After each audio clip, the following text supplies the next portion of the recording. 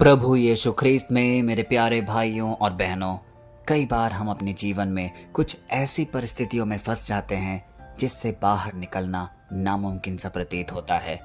अब वो चाहे कोई कर्ज हो जो हमने ले रखा है, दिन रात मेहनत कर रहे हैं उस कर्ज को चुकाने के लिए, लेकिन पूरा ही नहीं हो रहा। या कोई जमीन हमने गिरवी रख दी हो, पूरा परिवार एकजुट होकर उससे छुड़ाने की कोशिश कर रहा है, लेकिन संभव नहीं हो पा रहा। या किसी बीमारी को ले लीजिए, चर्च जा रहे हैं, कई वैद्यों से हमने सलाह ली है, डॉक्टरों के पास हमने हाजिरी दी है, लेकिन फिर भी कोई आराम नहीं मिल रहा। क्या होता है इन वक्तों में? इन सारे मौकों में कहीं ना कहीं हमारे अंदर का विश्वास कम होने लगता है, क्योंकि हमारे मन में कई प्रकार के प्रश्न उठने लगते हैं कि मेरी आस्था, मेरी प्रार्थना, यह सब क्या हुआ? क्यों मुझे जवाब नहीं मिल रहा? क्यों परमेश्वर मेरी आवाज नहीं सुन रहा? और इसी कड़ी में हम अपनी प्रार्थनाओं में नियमितता छोड़ देते हैं। प्यारे भाई और बहनों, हो सकता है आज हम ऐसे ही कोई परिस्थिति से गुजर रहे हो। कोई भी भाई बहन जो ऐसी मुश्किल हालात में गुजर रहे हैं, यह वचन आपके लिए ही है, क्योंकि यह वचन हमें यह याद दिलाने आया है कि हम चाहे आज कितनी भी निराशा के गर्त में हो, चाहे आसपास पूरा अंधकार क्यों ना छाया गया हो, हमें कुछ सूझ नहीं रहा कि आगे क्या होगा, आगे हम कैसे बढ़ेंगे, हर उस वक्त में परमेश्वर हमारे साथ खड़ा है। लेकिन हमें अपना विश्वास अटूट रखना है, हो सके तो प्रार्थना में और तीव्र होना है, तभी हमें सफलता दिखेगी, हमें परमेश्वर का सानिध्य दिखेगा। आज का वचन लिया गया है प्रेरितों के काम से, अध्याय 16 पद संख्या 25 और 26, और वह इस प्रकार है। परंतु रात को लगभग 12 बजे पौलुस और सीलास प्रार्थना करते हुए परमेश्वर के भजन गा रहे थे और कैदी उनकी सुन रहे थे, और अचानक ऐसा महाभूकंप हुआ कि बंदी गृह का नींव हिल गई, और तुरंत सब द्वार खुल गए और सबके बंधन खुल गए। प्यारे भाई और बहनों, कितना शक्तिशाली और तथ्यों से भरा हुआ है यह वचन, क्योंकि आज की वचन की शुरुआत में ही हमें परमेश्वर की आहट सुनाई दे रही है, और वो भी कब? जब पौलुस और सीलास प्रार्थना कर रहे थे। अब इसकी पृष्ठभूमि को समझने की कोशिश करिए। पौलुस और सीलास को क्रूरता से पीटा गया था, उनके पैरों में भारी काठ की बेड़ियां थी, और उन्हें फिलिपी के सबसे सुरक्षित, अंधेरे और घुटन भरे तहखाने में बंद किया गया था। जरा सोचिए कैसी परिस्थिति रही होगी। ऐसी स्थिति में इंसान के मुंह से आमतौर पर चीखें, शिकायतें या निराशा ही निकलती है, लेकिन पौलुस और सीलास ने क्या किया? उन्होंने दर्द और निराशा के आगे टूटने के बजाय प्रार्थना करते हुए परमेश्वर के भजन गाना शुरू कर दिया।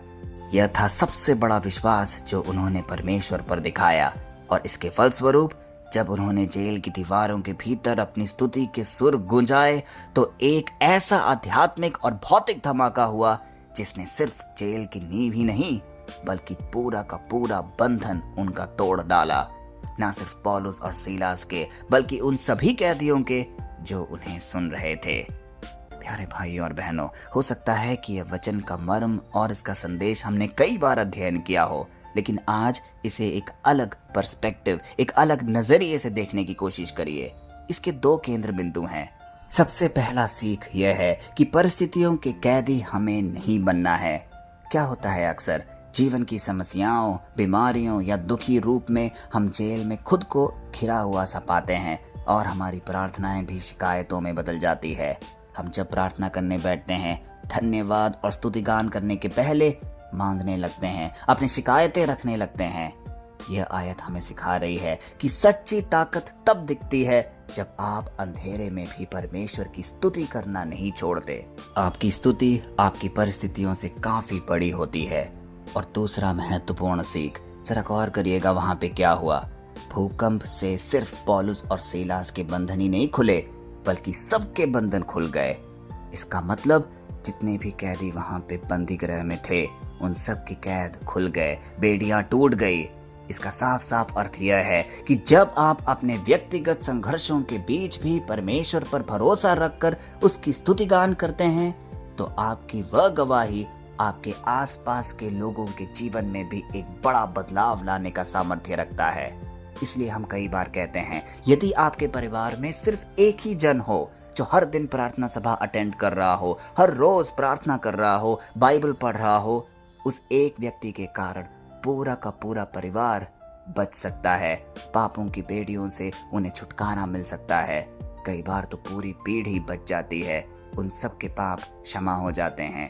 और यह सब तब संभव है जब कोई एक व्यक्ति या एक समूह परमेश्वर के विश्वास में आगे बढ़े, और सिर्फ खुशहाल समय में नहीं बल्कि निराशा और अंधकार में भी, जैसे पौलुस और सीलास ने आज बंदी गृह में होने के बावजूद परमेश्वर की आराधना और स्तुतिगान की।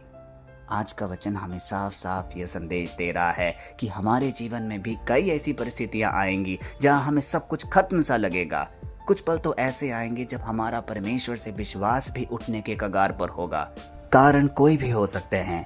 एक जॉब जिसके लिए हमने कई बार इंटरव्यू दिए हों लेकिन हम उसमें सफल ना हो रहे हो, जैसा कि हमने प्रारंभ में कहा, कोई कर्ज या परिवार का कोई कलह या किसी भी प्रकार की विशेष वस्तु जिससे हम अपने जीवन में निराशा महसूस कर रहे हैं। हमें लगता है कि इससे हमारा उद्धार कभी नहीं होगा, लेकिन आज परमेश्वर का वचन हमें साफ साफ यह इंगित कर रहा है कि यदि हम उस पर अपना दृढ़ विश्वास बनाए रखेंगे और हर मुश्किल परिस्थिति में भी स्तुतिगान और प्रार्थना में लगे रहेंगे तो जरूर बदलाव आएगा, वह जरूर दखल देगा, क्योंकि हमारा पिता परमेश्वर दयालु है, वह हमें कभी भी तड़पता हुआ नहीं देख सकता।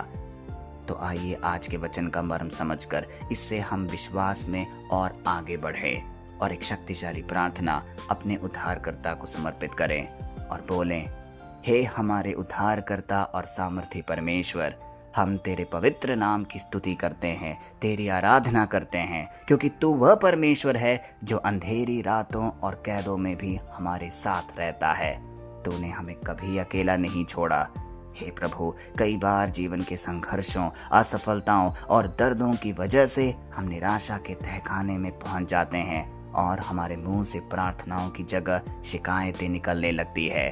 उन सारे पलों के लिए हम आज क्षमा मांगते हैं। हमें पौलुस और सीलास जैसा वह जीवंत विश्वास दे कि हम अपनी बंदिशों और मुश्किलों के बीच में भी तेरी स्तुति के गीत गा सकें। हमारे जीवन की हर उस दीवार और बेड़ी को अपने सामर्थ्य से हिला दे जो हमें बांधे रखती है।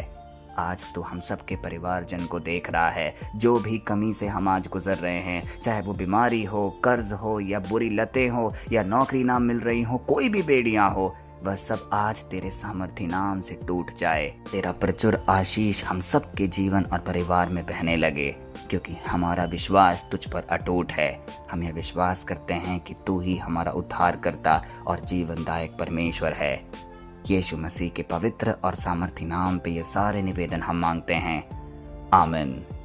प्यारे भाई और बहनों, आपकी जिंदगी में चाहे कितनी भी अंधेरी रात क्यों ना हो और चाहे दुश्मन या परिस्थितियां आपको बेड़ियों में क्यों ना जकड़ ले, आपकी स्तुति की आवाज में वह ताकत है जो जेल की सबसे मजबूत नींव को भी हिला सकती है। अपनी मुश्किलों के आगे रोना बंद कीजिए और अपने आंसुओं को भजनों में बदल दीजिए, क्योंकि परमेश्वर की स्तुति से ही आपके जीवन के सारे बंधन टूट सकते हैं।